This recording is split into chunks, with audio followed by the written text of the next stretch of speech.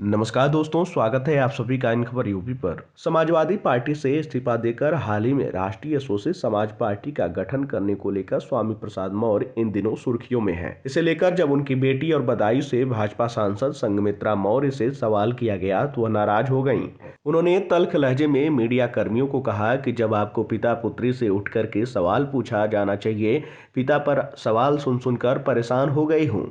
सोमवार यानी 26 फरवरी को बदायूं में पीएम नरेंद्र मोदी ने 11 अंडरपास का वर्चुअली लोकार्पण किया।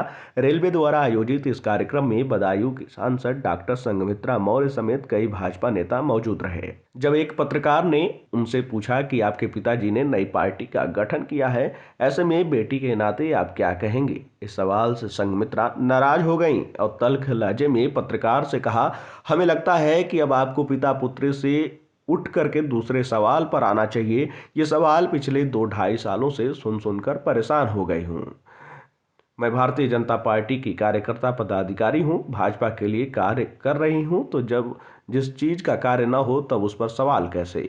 जरा आप भी सुनिए कि किस तरीके से वो पत्रकार पर ही भड़क गईं। हमें लगता है अब आपको पिता और पुत्री से उठ करके अगले सवाल पर भी आना चाहिए। ये सवाल पिछले 2-2.5 साल से सुन सुन के मैं परेशान हो चुकी। तो सुना आपने कि किस तरीके से वो पत्रकार पर ही भड़क गई हैं। अब देखना होगा कि संघमित्रा मौर्य अब आगे क्या कुछ कमाल कर पाती हैं बदायूं में, क्योंकि बदायूं से इस बार समाजवादी पार्टी से प्रत्याशी शिवपाल सिंह यादव हैं। अब देखना होगा कि बीजेपी संघमित्रा मौर्य को टिकट भी देती है या फिर नहीं। खैर, इस जानकारी में इतना ही।